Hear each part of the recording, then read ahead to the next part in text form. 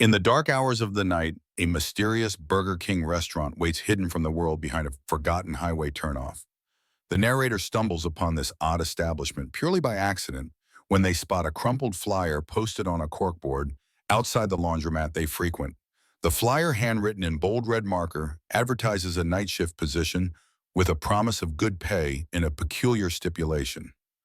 Must follow instructions. Intrigued and in need of work, the narrator applies for the job, not realizing that this seemingly ordinary fast food restaurant is far from what it appears. The location itself is not listed on any GPS, and it seems out of place, tucked away in an area that no one would expect to find a well-maintained establishment.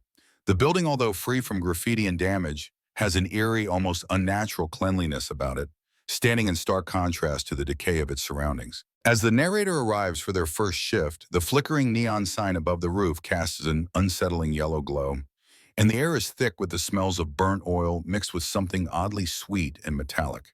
The tension is palpable as the narrator steps inside, greeted by a lobby that is dimly lit and an automatic door that opens without anyone touching it, as if beckoning them in. As they proceed further into the restaurant, the oppressive atmosphere only deepens with the faint sound of sizzling fryers and the hum of old fluorescent lights filling the silence. There they meet Ray, the manager who seems to have not slept in weeks. His greeting is cold and his thin smile fails to mask the fatigue and unease in his eyes. He hands the narrator a rolled-up piece of paper wrapped in plastic, which they are instructed to keep with them at all times during their shift. This paper, Ray explains, contains rules, not company policies, but strict instructions that must be followed to avoid things going sideways fast. Although the rules seem innocuous at first, the narrator soon realizes they are anything but ordinary. These rules introduce an unsettling reality.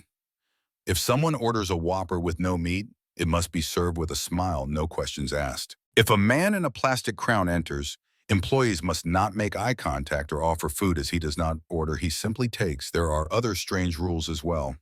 The fryers must be left alone after 3:33 a.m. Knocking at the back door must be ignored. And if the drive-through speaker starts speaking in reverse, it must be unplugged and left for 5 minutes. The instructions grow even more bizarre as the narrator reads on with warnings about second versions of employees appearing mysterious, crying from the freezer, and more rules that feel increasingly out of touch with reality. While Ray remains unfazed, sipping his coffee, as if these instructions were commonplace, the narrator's sense of unease deepens. Is this a hazing ritual for a new employee? Or is something far darker at play in this seemingly innocent Burger King? As the shift progresses, the narrator learns that things are far from ordinary.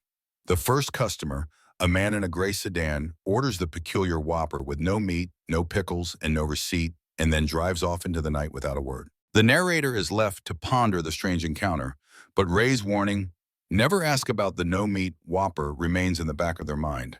As the night unfolds, odd occurrences become more frequent, with customers behaving in unnerving ways, and the restaurant itself beginning to take on an otherworldly feel. The hours stretch on.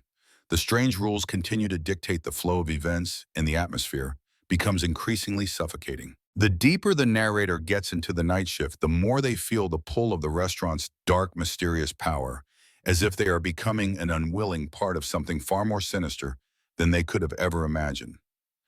As the night deepens, the eerie atmosphere of the Burger King restaurant grows more oppressive, and the narrator is increasingly drawn into its strange and unnerving rhythm. With each passing moment, the seemingly mundane task of working the night shift begins to reveal its sinister nature. The restaurant is far from ordinary. Its strange location, tucked behind a forgotten highway exit, is not even listed on GPS. The narrator only found it by chance after spotting a tattered, handwritten flyer on a corkboard outside the laundromat. It promised good pay and required following certain instructions, but the peculiar wording lingered in their mind. The idea of a night shift job, especially one that seemed so oddly specific, piqued their curiosity. However, upon arriving for the first shift, the narrator is confronted by the restaurant's unsettling aura. The neon sign above the roof buzzes faintly, its sickly yellow glow flickering in the night, while the drive-through menu's light casts a similar unsettling glow. The building itself looks unusually well-maintained, almost too pristine for its surroundings, as if it were frozen in time, refusing to age along with everything else around it. It's not clean, but rather sterile in a way that feels unnatural. The air reeks of burnt oil and something syrupy sweet, almost metallic, adding to the growing sense of discomfort. The lobby is dim with a thin strip of fluorescent light leaking out from the kitchen in the back. As the narrator approaches the glass doors, they mysteriously click open as if the lock disengaged on its own, drawing them into the building without human intervention. The manager, Ray, greets the narrator with a thin smile that doesn't reach his eyes, immediately setting off a sense of unease. He hands the narrator a piece of paper wrapped in plastic and instructs them to read it carefully before starting their shift. At first glance, the rules seem straightforward enough, but a deeper reading reveals a disturbing level of detail and instructions that don't align with standard company policies. The narrator is advised to follow these rules closely because breaking them leads to consequences far beyond what they could imagine. The rules themselves are odd, cryptic, and unsettling. For example, a Whopper with no meat must be served with a smile, no questions asked. There's a strange prohibition against making eye contact with a mysterious man in a crown who doesn't order food but simply takes. The fryers must be left untouched after exactly 3:33 a.m. And the narrator is warned not to try to restart them. At 2:11 a.m., a knock at the back door will occur, and no one is to open it. They are told to never mop behind the ice cream machine no matter what. The list goes on, and it's all punctuated by cryptic instructions like unplugging the drive-through speaker if it starts speaking in reverse and ignoring any cries coming from the freezer. These instructions seem bizarre, but Ray remains calm, like these are simply normal operations.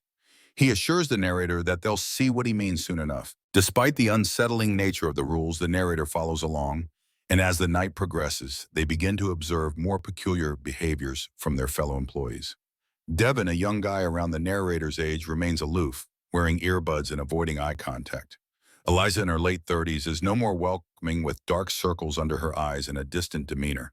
By 11 p.m., the restaurant comes to life, its lights flickering on and the grills warming up. Ray performs his usual checklist in silence while Eliza preps the buns and Devin scrolls through his phone. As the narrator settles into the night shift, they learn that the first customer usually arrives at 11:17 p.m., just as Ray predicted. The drive-through speaker crackles to life with a raspy voice taking the order for a Whopper with no meat. This is the first sign that things are not as they seem. As the narrator watches, Devin processed the order as though it were normal. A bun with lettuce, tomato, and ketchup is carefully wrapped, and the bag is handed out the window with a flat, emotionless, "Have a royal night." The car doesn't leave immediately, sitting for a few seconds in silence before it drives away slowly into the darkness. The narrator is left questioning the meaning of the interaction, but Ray offers a simple explanation. Rule number 1, never ask about the no-meat Whopper. The rest of the night unfolds in an unsettling way, with customers behaving in odd, detached ways. They, for exact change, speak little, and some have faces that seem to blur in and out of memory. It's as if the narrator's mind doesn't want to retain their features, adding to the feeling of isolation and unease. The fryers begin to malfunction at 1:45 a.m., sputtering and hissing in a way that only adds to the growing tension. At exactly 2:11 a.m., the 3 sharp knocks at the back door occur as predicted, and Ray takes his place in front of the door, preventing anyone from opening it. The knocking stops after 20 seconds, but the narrator's mind remains fixed on the strange presence outside. The time clock stamps the narrator's card in blood-red ink, another surreal detail in the night's events. By 3:33 a.m., the fryers shut off abruptly, the restaurant plunging into an eerie silence. The smell of old grease lingers in the air, and the narrator is certain they saw something move inside the fryer, something pale and unnatural. As the shift comes to a close, Ray hands the narrator a time card stamped in blood-red ink with an unsettling comment about the last employee's unexplained disappearance. It's clear now that something far darker is unfolding at this Burger King, and the narrator is only beginning to realize the true extent of the strange and supernatural forces at play. The horror is just beginning. As the night stretches on, the unease surrounding the Burger King restaurant becomes palpable, growing more intense with each passing moment. The narrator, now fully immersed in this bizarre and unsettling reality, begins to notice a disturbing shift in both the behavior of the customers and the atmosphere of the establishment itself. What was once an ordinary fast food job has slowly morphed into a nightmarish experience that the narrator cannot easily escape.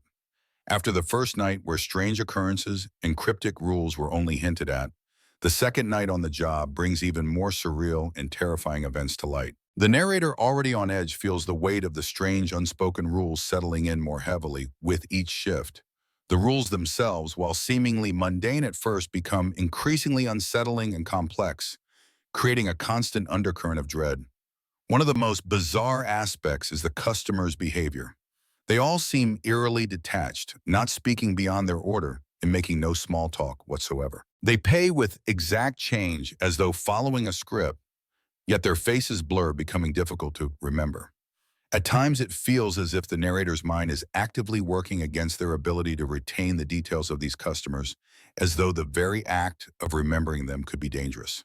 This strange phenomenon causes the narrator to question what is truly happening within the walls of this Burger King. As the hours go by, the unease only intensifies. A young woman with wide eyes orders the same meatless Whopper every time she comes through the drive-thru, her expression becoming more hollow, and her movements more mechanical with each visit. The woman seems to deteriorate with each return, her mouth stretching unnaturally wide, and her voice becoming increasingly flat, as if something within her is slowly unraveling. Despite the narrator's growing discomfort, they are bound by the unspoken rule to never engage by much, to simply serve the food and offer the same words of farewell. Have a royal night. The eerie routine of the night shift continues, and it becomes clear that something is deeply wrong in this place. At 3:33 a.m., the fryers shut off just as the rules dictate, with a sickening silence descending over the kitchen. The fryer oil, once a liquid, now appears dark and thick, almost coagulated, and the narrator swears they see something pale, perhaps even a finger moving inside it, though it vanishes before they can be certain. The events escalate as the night goes on, with more surreal and supernatural occurrences, intensifying as the clock nears 5:45 a.m. This shift's sense of normalcy has completely crumbled. The customers are no longer fully human in the narrator's eyes. They come in various grotesque forms, such as a man with no skin who orders a Coke and a creature made of vines hidden under a hoodie. There is also a customer wearing a pig mask, breathing through its snout. Each of these customers follows the same eerie pattern. They don't speak, they don't ask for anything more than what they ordered, and they leave with the exact items they've requested, no questions asked. These bizarre interactions further blur the line between reality and the unknown, leaving the narrator feeling trapped and helpless. Meanwhile, the drive-through speaker occasionally crackles with distorted voices, adding to the sense of unease. The voices occasionally give strange commands that the employees are required to follow without question. The strangest moment occurs when the speaker, in a clear and unmistakable tone, calls out the narrator's name, Miles, commanding them to come to the back room. The voice is their own, but not their own, slower and detached. This chilling moment pushes the narrator further into a state of confusion and fear, questioning their own sanity and whether the strange occurrences are just a result of sleep deprivation or something much more sinister. As the night wears on, a sense of inevitability sets in. The narrator begins to realize that this isn't just an ordinary fast food restaurant. This place is a threshold, a liminal space between worlds, and they are now an unwilling part of it. The feeling of being trapped is inescapable, as if the strange forces at work in the building are slowly taking hold of the narrator's mind and spirit. The eerie calm of the restaurant, the bizarre customer behavior, and the strange rules that must be followed all point to one undeniable truth.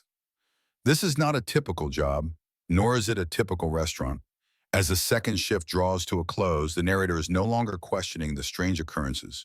They are beginning to accept them to become a part of the cycle. The crown, the symbol of authority within this strange place, continues to loom over them, an ever-present reminder that they are no longer just a bystander in the surreal world they've entered. Instead, they are becoming an integral part of the haunting, inescapable world of the Burger King. And the cycle will continue with no way to break free. As the third night shift at the mysterious Burger King begins, the narrator finds themselves increasingly drawn into the restaurant's nightmarish routine. The shift starts just as it had the previous night, with the same eerie, almost mechanical atmosphere. The neon sign flickers dimly, casting a sickly yellow glow across the parking lot. The drive-through menu buzzes faintly, and the restaurant's interior remains unsettlingly pristine, too clean for its surroundings. But this time there is a noticeable change in the narrator's mindset. They are no longer questioning the strangeness of their situation. What once felt bizarre now seems strangely normal, a gradual erosion of their sense of reality that has been driven by the growing familiarity of the night shifts. The rules that seemed so strange and ominous on the first day have now become a part of the narrator's everyday existence. They no longer need to read the instruction sheet. It's all ingrained in their mind. A part of them has accepted the bizarre reality of the restaurant, but another part still longs for escape. However, with each shift, that desire fades a little more, replaced by the pull of the rules and the unexplainable forces that govern the establishment. The customers have become even stranger than before. The once ordinary drive-through orders are now fraught with unsettling details. The mysterious woman with wide eyes who had been returning every hour now arrives at the drive-through window, Gian. Her appearance growing even more hollow. This time her face is a ghostly gray, and when she speaks, the words are slow and distorted, as if they come from somewhere deep within her. Her mouth seems too wide, her voice too flat, and her hands aren't even on the steering wheel. They lie still in her lap, giving her an almost lifeless, doll-like appearance. The narrator, following the rules, doesn't question her. They simply hand her the same order, the same food, and send her away, only for her to return moments later. As though caught in an endless loop, with each successive visit, her appearance deteriorates further, her face twisting into something alien and wrong, until it becomes almost unbearable to look at her. But the narrator follows the rules, never engaging, never asking questions. This customer is just another part of the night's ritual, another strange occurrence in the growing list of oddities. The restaurant's eerie atmosphere intensifies as the hours pass, and it's not just the customers who are changing. The physical environment seems to warp in subtle, unsettling ways. The fryers begin malfunctioning at 3:33 a.m. Just as the rules dictate, the fryers sputter and hiss, but no one reacts. It's as though everyone has learned to ignore these strange disruptions, to accept them as part of the night's natural rhythm. Yet there is something different about the fryer's oil. Now it's dark and thick, like coagulated blood, and the narrator swears they see something move inside it, something pale and unnatural, but when they blink, it's gone. The entire restaurant feels like a pressure cooker, simmering with tension, and the narrator can feel the weight of the rules pressing down on them. But it's not just the malfunctioning appliances that unsettle them, it's the strange events that keep happening around them. At 2:11 a.m., the back door knocks, just as it always does. The sound is slow and deliberate, almost as though it's a signal, a reminder of the forces at play behind the scenes. Ray, the manager, positions himself in front of the door, his arms outstretched like a barricade. That narrator can feel the weight of the moment, the cold chill in the air as they stand there, unable to open the door, unable to break the cycle. As the shift wears on, the narrator notices an even stranger occurrence. The customers' appearances begin to deteriorate rapidly. One customer, a man who had no skin, orders a Coke, his face nothing but muscle and tendon. Another customer, hidden beneath a hoodie, appears to be made of vines writhing and twisting, as though alive in ways no human could be. The horror is tangible now, and the narrator can't shake the feeling that these customers are not human at all. Each customer becomes a grotesque version of the last, and the drive-through window becomes a portal to a world that is slowly bleeding into the real one. The surreal quality of the restaurant, its unnerving normalcy, is something that the narrator can no longer deny. They are no longer just an employee. They are part of this strange otherworldly system, a cog in a machine that seems to operate on a different set of rules, a set that they no longer fully understand. As the night progresses, the narrator begins to lose track of time, the hours slipping by in a haze of repetitive actions. They hand out bags of food, greet customers with blank smiles, and follow the rules without question. Their body moves on its own, and they start to feel as if they are no longer in control of their own actions. At 3:33 a.m., the fryers shut off again, and the line of cars doesn't stop. It only grows longer, stretching further out into the darkness, an unending parade of strange figures. The final nail in the coffin comes when the narrator realizes that the customers are not just strange. They are part of the strange new world that they have been dragged into. The restaurant has become a liminal space, a threshold between realities, and the narrator is now its keeper, the crown. The symbol of authority within this place begins to feel less like a costume and more like a destiny. The rulebook has changed. The shift has become permanent. As the fourth shift at the Burger King restaurant begins, the narrator can feel the inevitable pull of the place, like gravity drawing them into an inescapable cycle. What had once been a bizarre, unnerving job has now become something far worse, a full-fledged nightmare from which there is no escape. The sense of dread which had gradually built over the previous shifts now permeates every moment, every corner of the restaurant. The rules, which once seemed absurd and cryptic, have become ingrained in the narrator's psyche. They no longer question the strange events. Instead, they follow the rules automatically, like a machine performing its duties without hesitation. The drive-through menu flickers to life at the start of the shift, its sickly yellow glow casting an ominous light over the parking lot. The air smells of grease oil and something far worse. Something metallic, almost like blood. The restaurant seems both eerily empty and yet strangely full, as if the walls themselves are vibrating with a low constant hum. The unnerving feeling that something is terribly wrong is now a constant companion, and the narrator knows they are no longer a mere observer of the strange events unfolding in the restaurant. They are a part of them. The customers that once appeared every night, strange in their own right, are now even more grotesque and disturbing. The repeating customers, like the woman with the wide eyes, have become more warped with each passing hour. Her skin now has an unnatural sheen, like a sickly gray film, and her movements are stiff mechanical, as if she's slowly losing the ability to function as a human being. When she speaks, her voice is flat and emotionless, and the narrator can no longer bring themselves to look at her for long. She seems to deteriorate before their eyes, her body becoming more lifeless, and yet she continues to return, repeating the same order over and over again. The rules are clear: serve the same meal, no questions asked, but with each interaction, the narrator feels their sanity erode just a little more. They have come to accept this pattern as part of their reality, though it is no less terrifying. The other customers who follow this woman's strange behavior only add to the horror. One customer is made entirely of vines, another wears a pig mask and breathes through the snout, and yet another has no skin at all, just exposed muscle and tendon.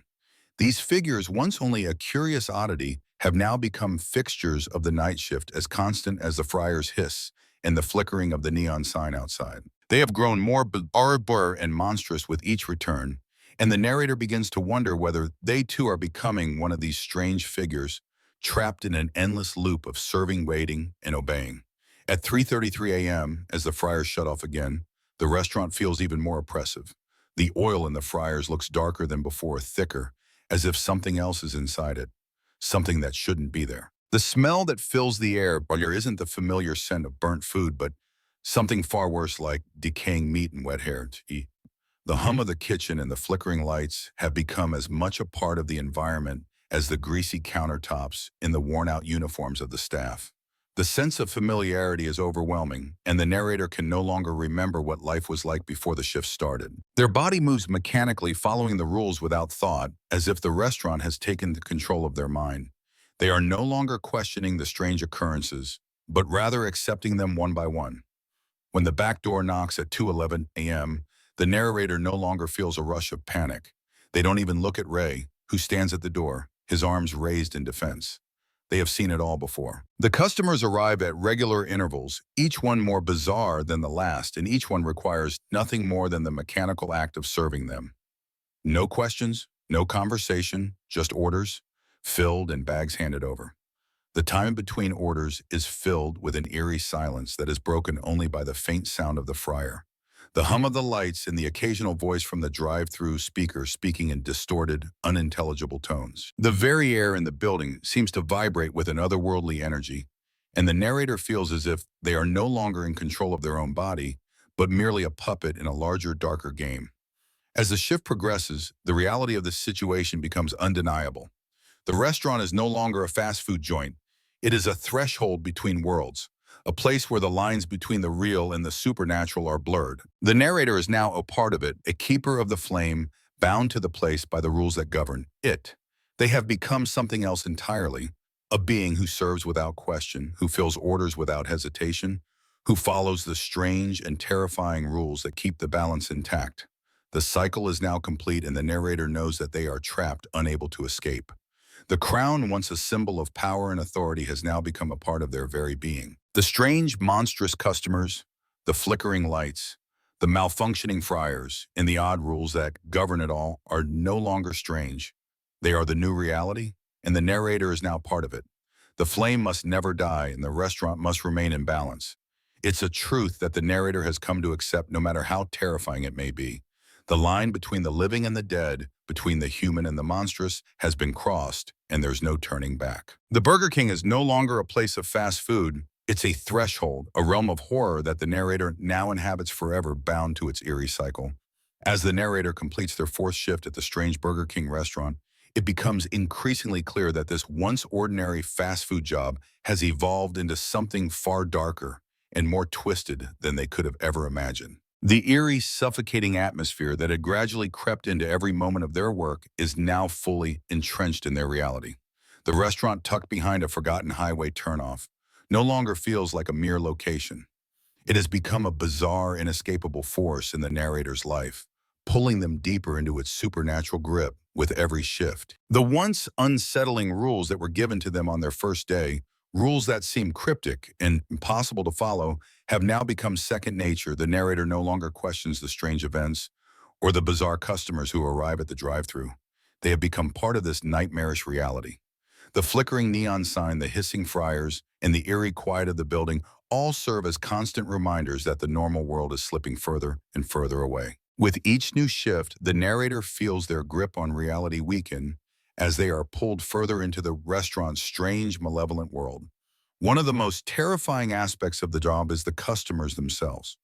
What once seemed like simple oddities, strange orders, blank stares, and uncanny behavior have now escalated into full-blown monstrosities.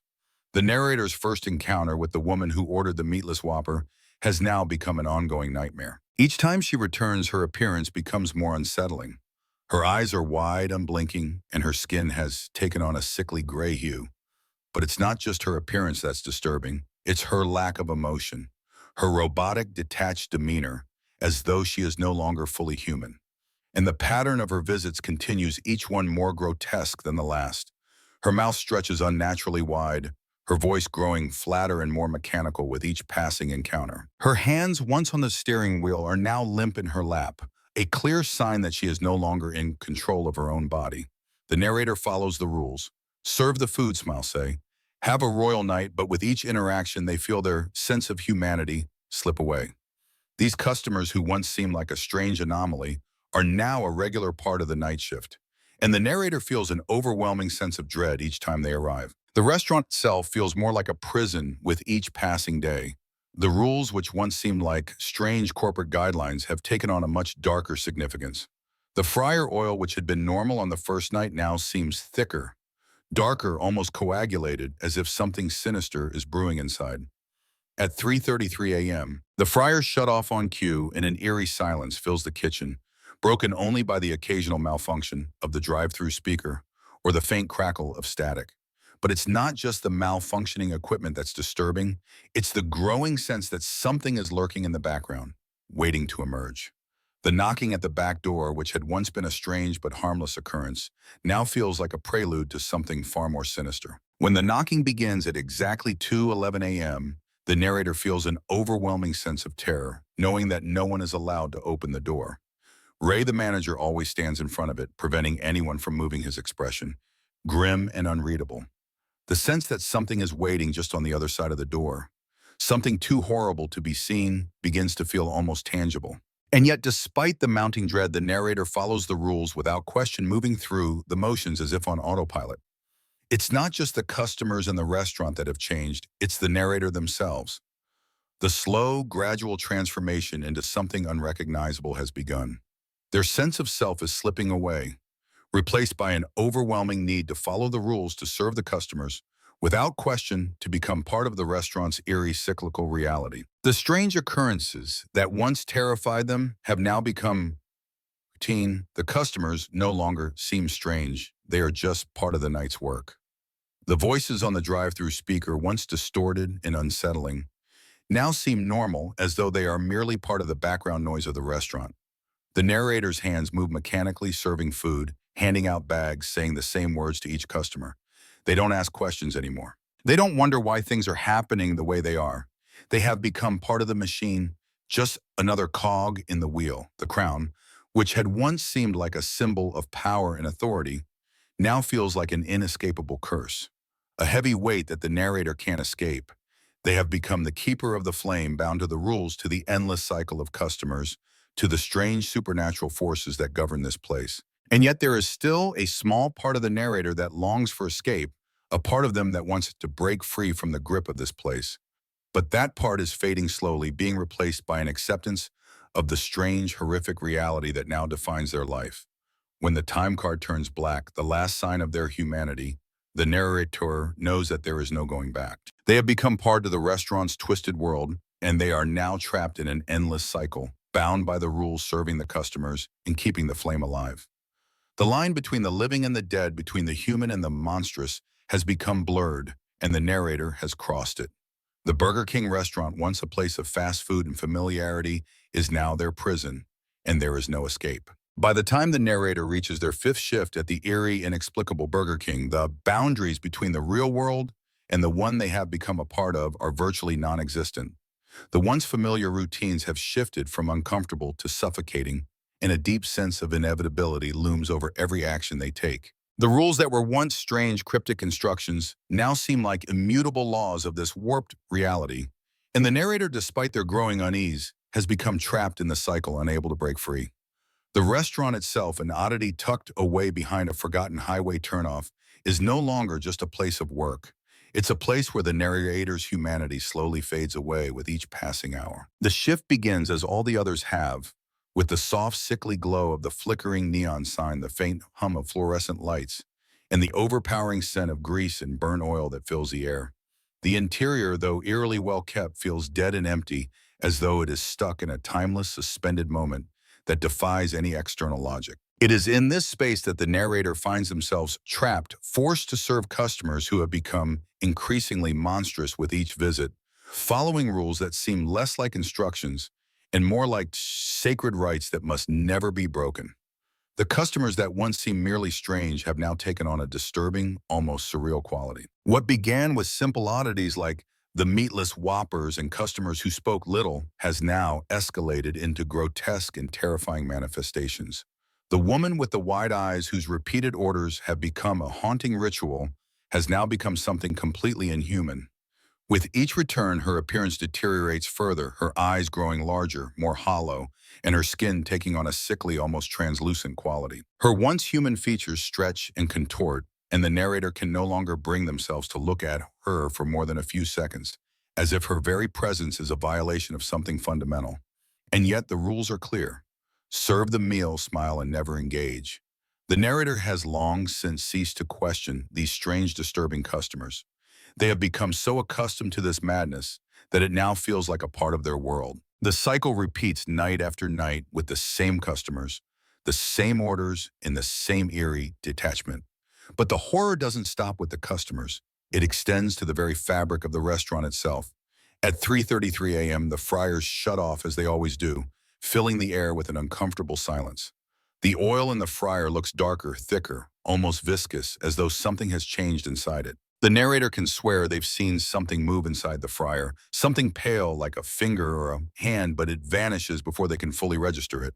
The air seems to thicken with each passing minute, and the very walls of the restaurant begin to feel like they are closing in, as if the building itself is aware of the growing tension. At 2:11 a.m., the knocks at the back door sound again, deliberate and slow.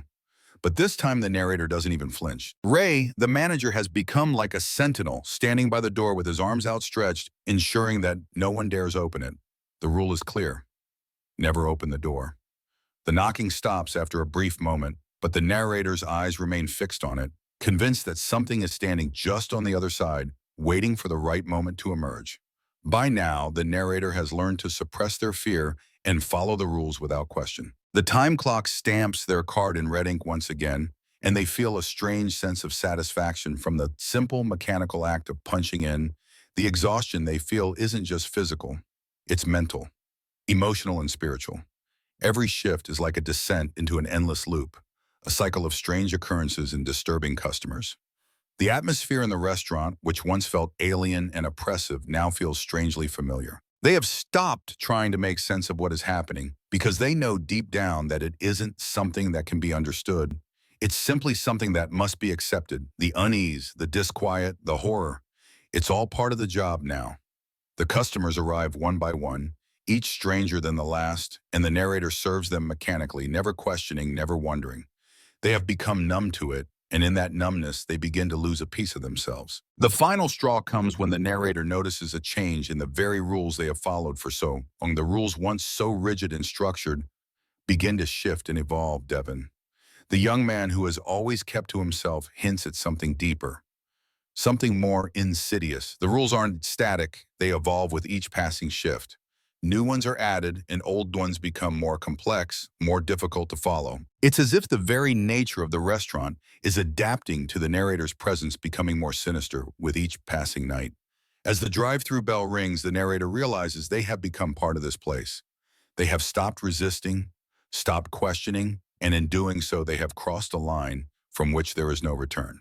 The restaurant is no longer just a job, it is a prison, and they are its keeper. The cycle continues, and with it, their transformation into something beyond human. The burger joint isn't just serving food, it is feeding on the very essence of those who enter, consuming their identities, their lives, and eventually their souls.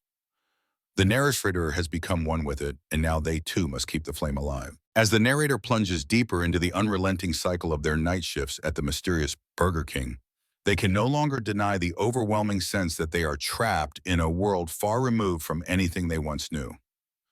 What started as an odd, unsettling job has slowly transformed into something far darker, something that seems to transcend the boundaries of reality itself. The once mundane tasks like serving customers and following strange rules have grown increasingly sinister. Each shift feels like a descent into madness as the narrator becomes more entangled in the inexplicable horrors that define the restaurant. The rules, once seemingly absurd and cryptic, have become a terrifying truth, something the narrator must follow with mechanical precision, lest they risk something far worse than mere job loss. As the days and nights blur together, the line between the real world and the world inside the Burger King begins to fade, leaving the narrator to wonder whether they will ever truly escape the twisted reality they've found themselves in. The restaurant itself has become more than just a place of work. It has become an oppressive force, a prison where the narrator's life is slowly being stripped away piece by piece. The once ordinary fast food joint, tucked away in an isolated, forgotten part of town, now feels like a threshold between worlds. The walls, which once seemed sterile and normal, now pulse with an eerie energy. The flickering neon sign, the low hum of the kitchen, and the sickly smell of oil are all constant reminders that something is deeply wrong with the world they are now a part of. Each shift begins with the same eerie ritual. The drive-through lights flicker to life, the fryer sputters ominously, and the air thickens with the smell of burnt grease, and something far worse. The rules, which seem strange at first, now feel like the unspoken laws of a supernatural force that governs every aspect of the restaurant. The narrator has learned not to question them, not to push against the oppressive weight of these strange instructions. They simply follow them like a puppet performing its part in a macabre play. As the days stretch on, the customers become more grotesque, more unsettling. The once ordinary patrons have become twisted, nightmarish versions of themselves. The woman with the wide eyes, who once seemed like a strange but harmless oddity, has now deteriorated into something far worse. Her skin is a sickly gray, her movements jerky and unnatural, as though she is no longer fully human. Her once bright eyes are now hollow, her smile a grimace of distorted emptiness. Each time she returns to the drive-thru, her appearance grows more horrifying. She orders the same meatless Whopper, no pickles, no receipt, and drives off into the night, only to return minutes later to repeat the same bizarre transaction. The narrator follows the rules, serving her without question, but a part of them is horrified by what she has become. She is no longer a customer. She is a fixture of the restaurant, a symptom of the strange, unexplainable forces at play, and yet the narrator cannot stop serving her. They cannot break free from the cycle.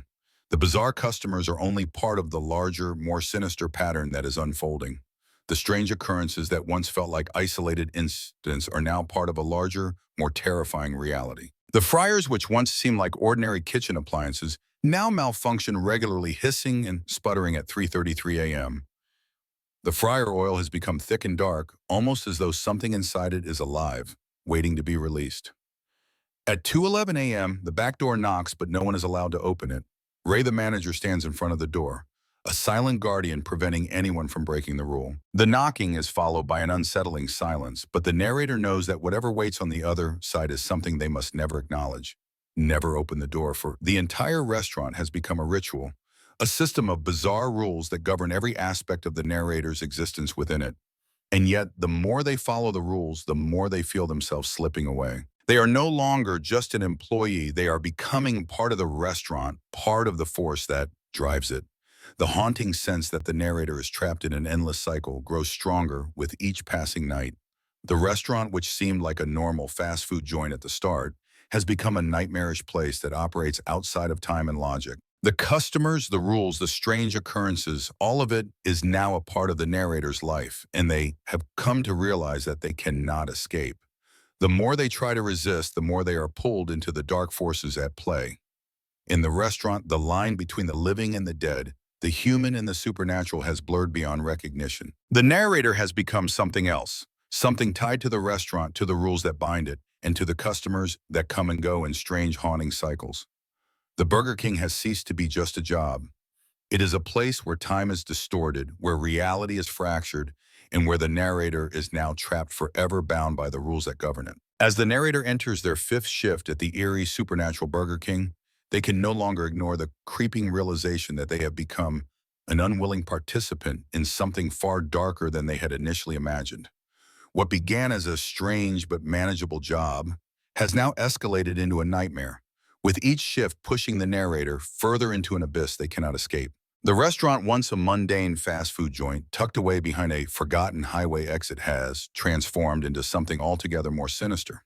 Its sterile interior, the faint buzzing of the neon sign, the flickering lights, and the stale smell of burnt grease are constant reminders that the building itself is a prison, a gateway to a supernatural realm where the rules are not meant to be questioned, but blindly followed. The once simple act of clocking in has become a ritual, a submission to the unexplainable forces that govern this place.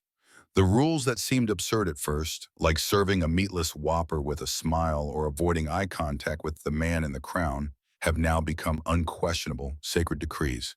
The narrator follows them automatically, no longer thinking about their origin or their implications. The relentless cycle of strange occurrences and monstrous customers has dulled the narrator's sense of horror, and they have come to accept that the place they once thought was a simple job is now a twisted, inescapable force. The customers who frequent the restaurant have grown even more grotesque and otherworldly with each passing shift.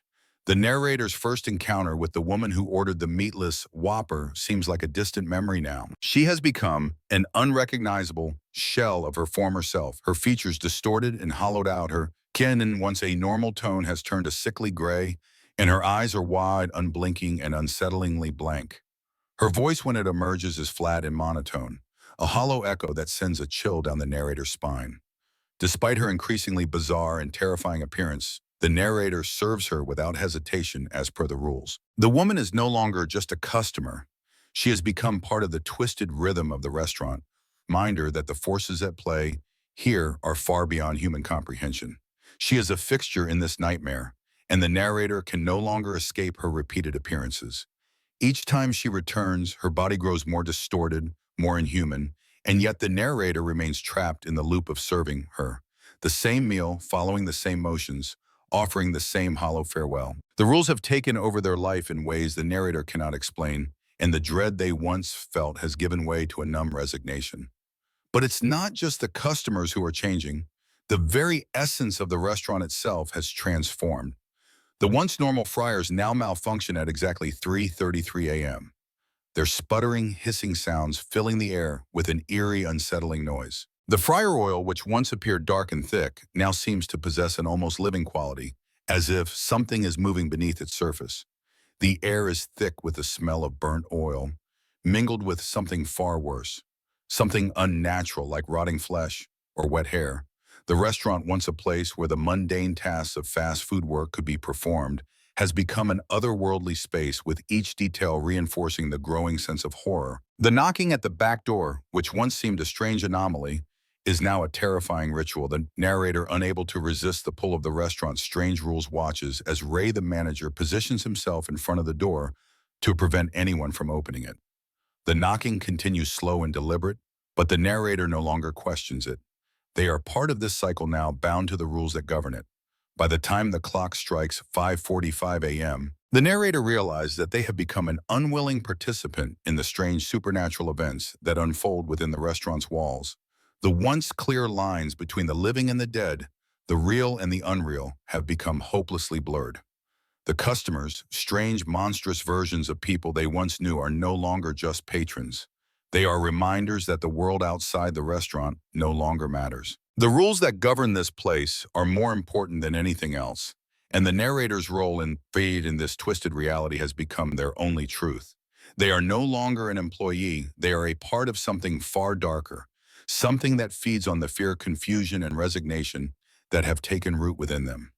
The crown, once an innocent symbol of authority, has now become a part of their identity, a constant reminder that they are no longer the person they once were. The dread they once felt has been replaced by an acceptance of their fate, an acceptance that they are now the keeper of the flame, bound to this restaurant, to these rules, to this unending cycle of strange, horrific events. The Burger King is no longer just a job. It is a prison, and the narrator is its warden. They have become part of the restaurant's dark heart, forever serving the strange customers and ensuring that the flame never dies. By the time the narrator arrives for their sixth shift at the Burger King, they are no longer the PI and person they were when they first walked through those doors. The strange, surreal world of the restaurant has become a part of them, and the boundaries between the real world and the nightmarish realm they now inhabit have completely dissolved. What was once a job, an opportunity to make money between other endeavors, has transformed into something far darker and more insidious. The flickering neon sign outside the low hum of the fluorescent lights inside the thick smell of grease, and something much worse. It all feels more like a dream, or perhaps a nightmare from which the narrator cannot wake. The rules once viewed with suspicion and fear are now internalized automatic. There is no longer any questioning of the bizarre instructions laid out for each shift, and in fact, the narrator has begun to anticipate them as if they've accepted that this strange, horrifying world is the only one they can trust. The notion of escape, once a glimmer of hope, is gone. They are bound to the restaurant now, like the other employees, all of them parts of a machine that must keep running no matter the cost. The customers whose strange behavior once shocked the narrator now seem almost ordinary in comparison to the unyielding horror that has become their existence. The woman with wide, unsettling eyes who had been a regular customer has evolved into something even more unnatural. Her once human appearance has degenerated into a grotesque, almost inhuman form. Her skin is now an unnatural shade of gray, and her features have become distorted as though they are slowly being consumed by something dark and alien. Despite her increasingly horrific appearance, the narrator serves her without hesitation. There is no longer any sense of fear when she arrives, just an overwhelming sense of resignation. Her orders remain the same: meatless Whopper, no pickles, no receipt, and she leaves in the same way she always does, without a word. But this time there is no surprise, no lingering sense of unease. The narrator no longer questions the bizarre nature of the customer's existence. They have become part of the machinery of the restaurant, where these unsettling rituals are simply part of the job. It is not just the customers who are becoming increasingly grotesque. The very fabric of the restaurant itself seems to be shifting, warping under the weight of the strange rules that govern it. By 3:33 a.m., the fryers malfunction is expected.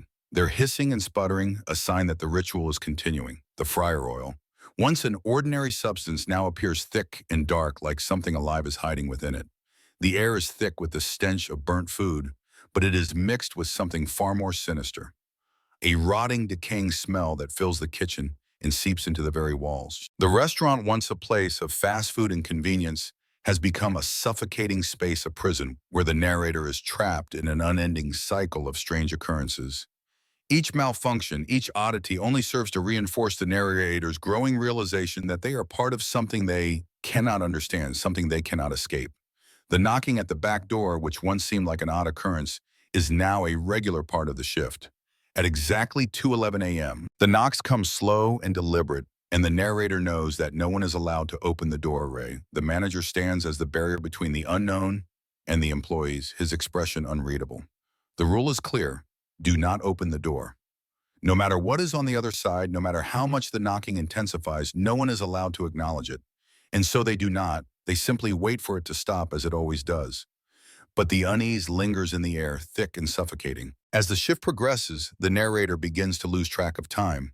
The hours blur together the routine, becoming more mechanical, more ingrained in their very being.